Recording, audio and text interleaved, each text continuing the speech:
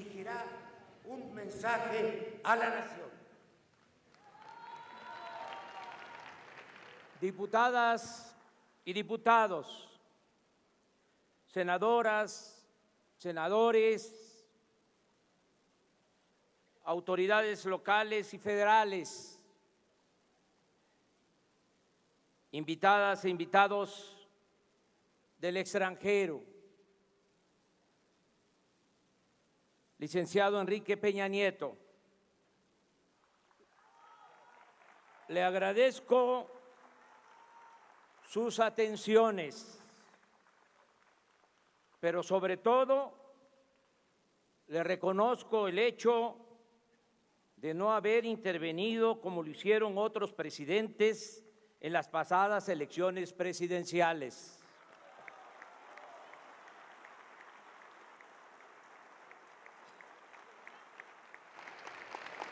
Hemos padecido ya ese atropello antidemocrático y valoramos el que el presidente en funciones respete la voluntad del pueblo.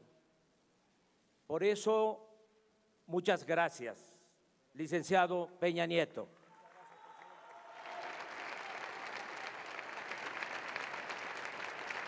Amigas y amigos, por mandato del pueblo, iniciamos hoy la cuarta transformación política de México. Puede parecer pretencioso o exagerado, pero hoy no solo inicia un nuevo gobierno, hoy comienza un cambio de régimen político. A partir de ahora se llevará a cabo una transformación pacífica y ordenada, pero al mismo tiempo profunda y radical, porque se acabará con la corrupción y con la impunidad que impiden el renacimiento de México.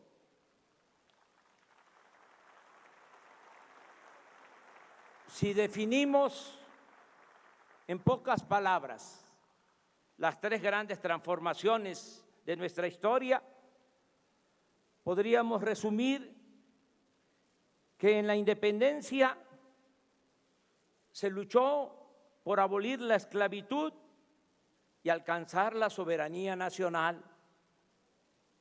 En la reforma, por el predominio del poder civil y por la restauración de la República.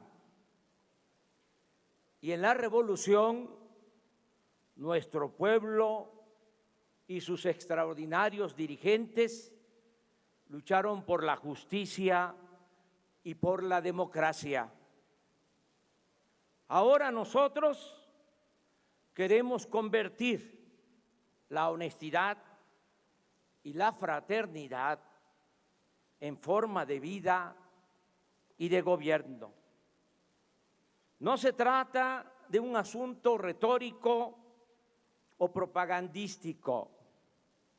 Estos postulados se sustentan en la convicción de que la crisis de México se originó no solo por el fracaso del modelo económico neoliberal aplicado en los últimos 36 años, sino también por el predominio en este periodo de la más inmunda corrupción pública y privada. En otras palabras, como lo hemos repetido durante muchos años, nada ha dañado más a México que la deshonestidad de los gobernantes y de la pequeña minoría que ha lucrado con el influyentismo. Esa es la causa principal de la desigualdad económica y social, y también de la inseguridad y de la violencia que padecemos. En cuanto a la ineficiencia del modelo económico neoliberal, baste decir que ni siquiera en términos cuantitativos ha dado buenos resultados. Recuérdese que luego de la etapa violenta de la revolución, desde los años 30 hasta los 70 del siglo pasado, es decir, durante 40 años, la economía de México creció a una tasa promedio anual del 5%. Y durante ese mismo periodo, en 2 sexenios consecutivos, de 1958 a 1970, cuando fue ministro de Hacienda Antonio Ortiz Mena, la economía del país no solo creció al 6% anual, sino que este avance se obtuvo sin inflación y sin incremento de la deuda pública.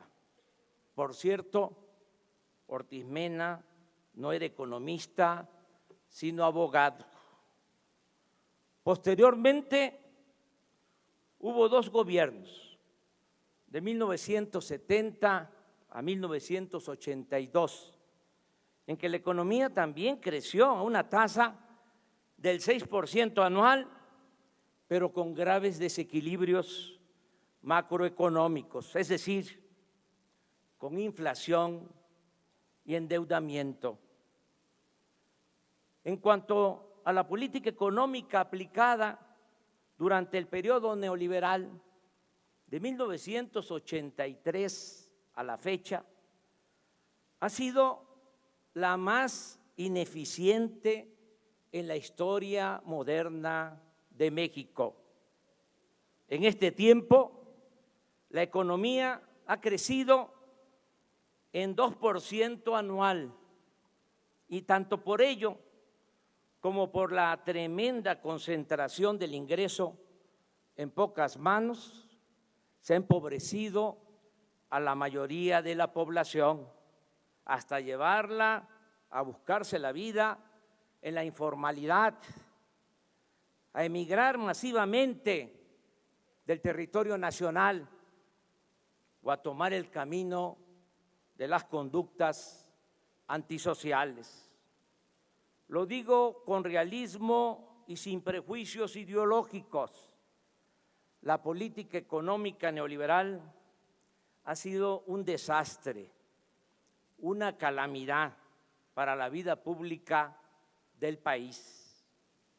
Por ejemplo, la reforma energética, que nos dijeron vendría a salvarnos, solo ha significado la caída en la producción de petróleo y el aumento desmedido en los precios de las gasolinas, el diésel, el gas y la electricidad.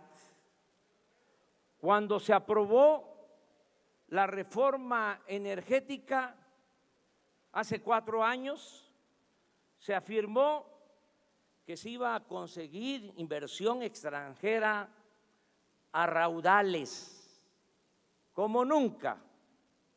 El resultado es que apenas llegaron 760 millones de dólares de capital foráneo, lo que únicamente representa el 1.9% de la incipiente inversión pública realizada por Pemex en el mismo periodo, y apenas el 0.7% de la inversión prometida.